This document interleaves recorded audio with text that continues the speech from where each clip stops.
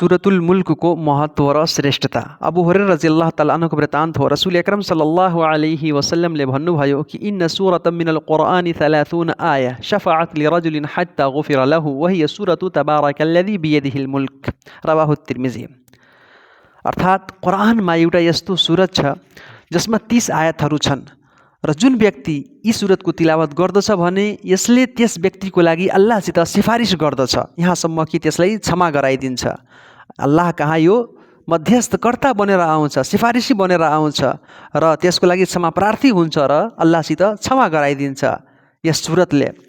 त्यो सूरत कुन हो? यही सूरतुल मुल्क अर्थात् तबारकल्लज़ी। यो चाहिँ तिर्मिजीको हदिस हो। र अर्को हदिसमा छ कि जुन व्यक्ति सुत्ने बेलामा यो सूरतुल मुल्कको तिलावत गर्दछ भने, पढ्दछ भने त्यो कबरको यातना, चिहानको यातनाबाट चाहिँ त्यो मुक्ति पाउँछ। त्यो चिहानको यातनाबाट, कबरको यातनाबाट त्यो चाहिँ सुरक्षित हुन्छ।